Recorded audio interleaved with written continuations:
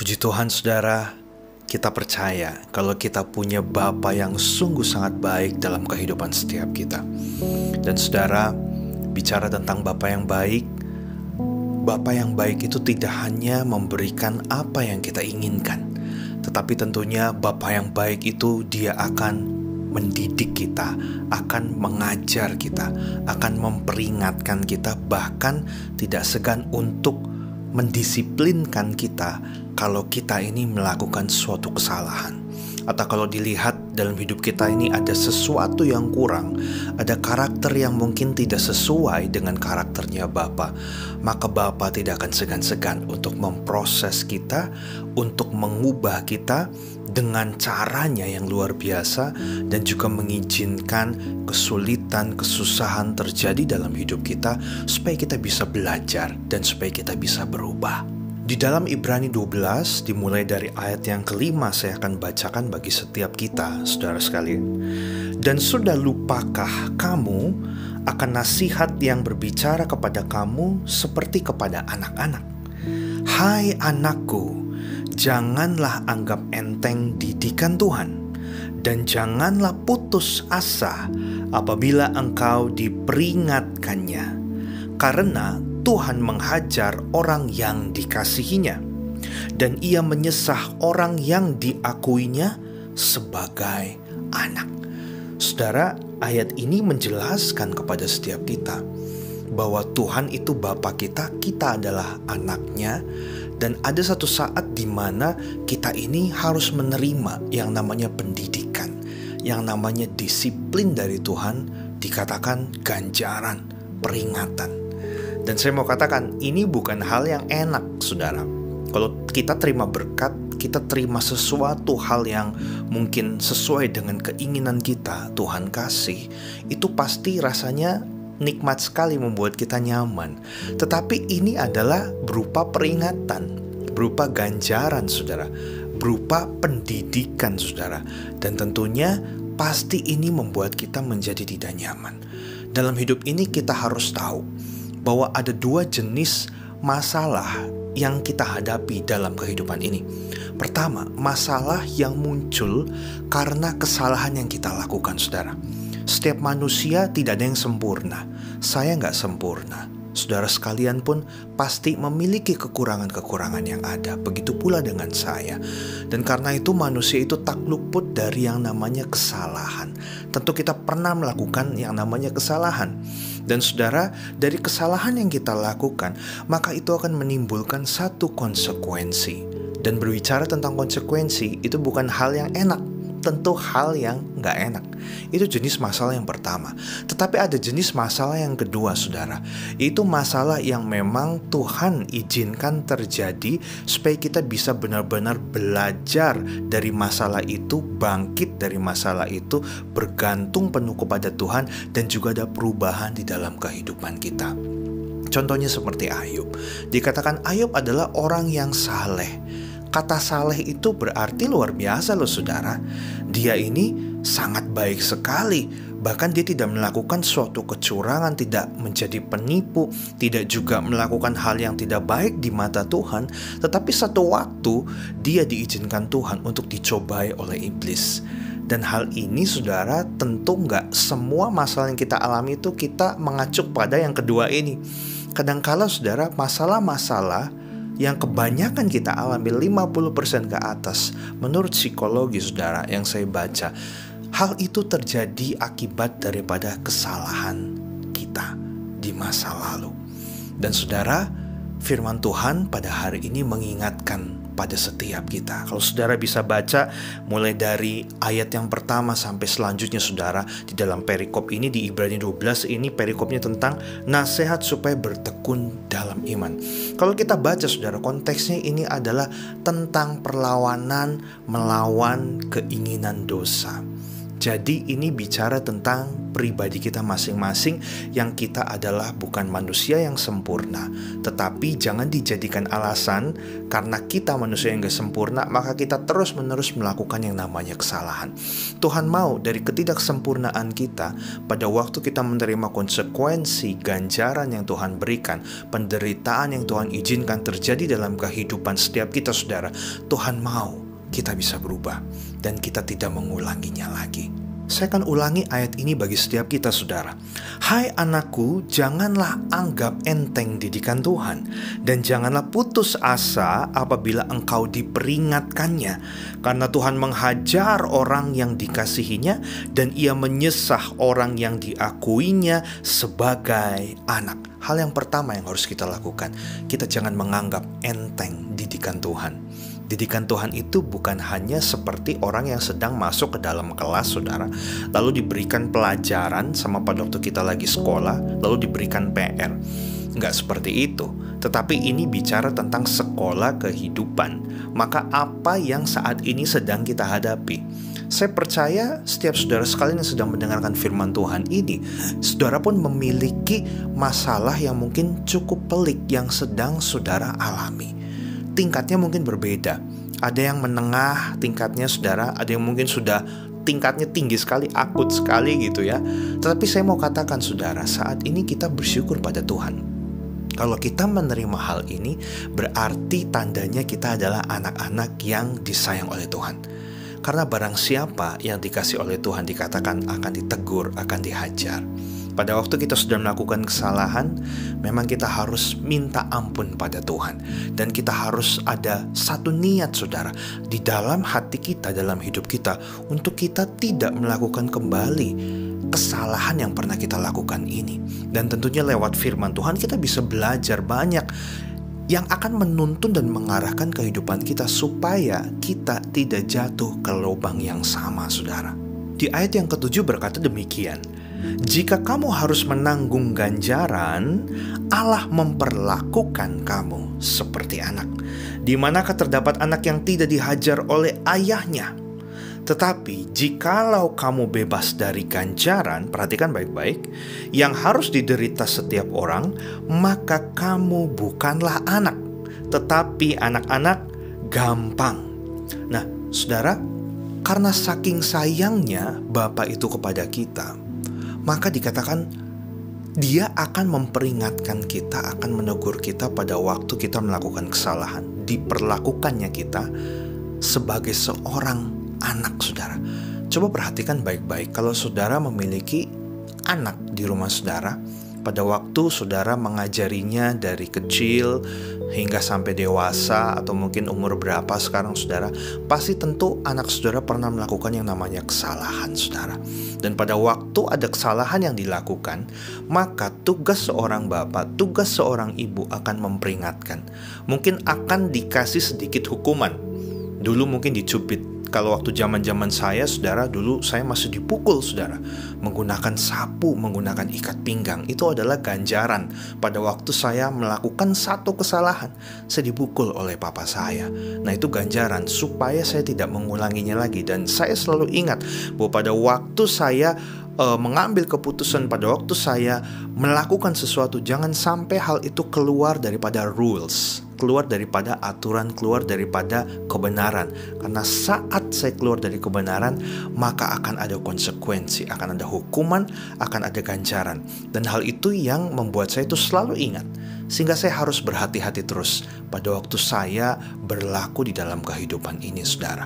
Jadi berbahagialah bagi setiap kita saat ini yang sedang mengalami penderitaan yang ada.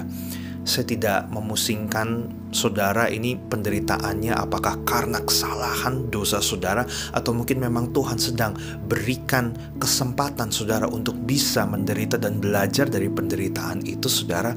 Tetapi yang perlu diingat bahwa pada waktu kita diizinkan Tuhan mengalami kesulitan, gak punya uang, sakit penyakit, mungkin disakiti, mungkin dikata-katai, kita difitnah, kita dibohongi, dan lain sebagainya, dikecewakan. Saudara sadarlah bahwa hal itu Tuhan izinkan terjadi karena Tuhan sayang sama kita.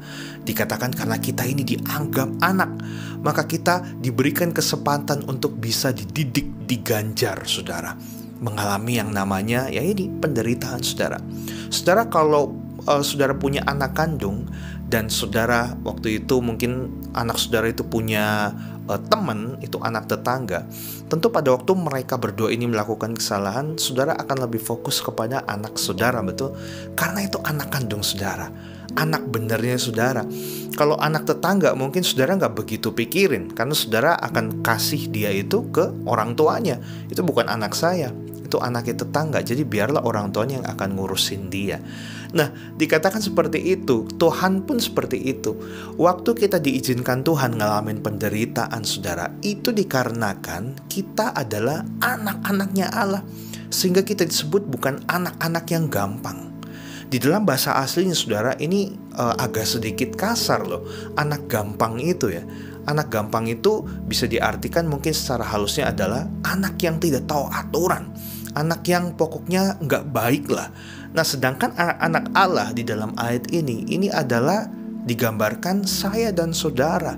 Kita ini sedang dididik, saudara, oleh Bapa kita. Dan karena itu kita patut bersyukur atas didikan yang Bapa kasih itu, karena mendatangkan kebaikan dan akan membentuk setiap kita menjadi pribadi-pribadi yang benar dan juga memiliki karakter sempurna sama seperti Bapa kita yang sempurna.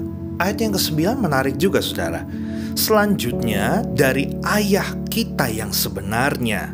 Ya, ini adalah ayah-ayah yang ada di dalam dunia. Seperti saya pun memiliki ayah. Dikatakan kita beroleh ganjaran dan mereka kita hormati. Kalau demikian, bukankah kita harus lebih taat, dikatakan, kepada Bapa segala roh supaya kita beroleh hidup? Sebab mereka, yaitu ayah-ayah, orang tua yang ada di dalam dunia ini, dikatakan mendidik kita dalam waktu yang pendek sesuai dengan apa yang mereka anggap baik. Tetapi Dia, yaitu Bapa di sorga, saudara, menghajar kita untuk kebaikan kita, supaya kita beroleh bagian dalam kekudusannya. Setiap kita pasti pernah diganjar juga dengan Bapa kita yang ada di dalam dunia ini. Namun firman Tuhan hari ini, saudara, menekankan kepada kita bahwa ini bukan berbicara tentang ayah yang ada di dalam dunia ini. Bahkan ayat mengatakan bahwa pada waktu kita dididik, kita diganjar oleh ayah kita yang ada di dalam dunia ini, itu sebenarnya adalah didikan yang orang tua kita tuh anggap baik. Berarti, saudara, belum tentu menurut Bapa kita yang di surga itu baik juga. Karena orang tua kita yang ada di dunia ini, mereka punya jangka waktu untuk mendidik kita, saudara. Dari umur sekian sampai sekian kita dididik. Setelah itu kita keluar dari rumah, kita harus bekerja dan kita harus berkeluarga, meninggalkan orang tua kita dan memiliki kehidupan sendiri yang baru, saudara, bersama dengan pasangan kita.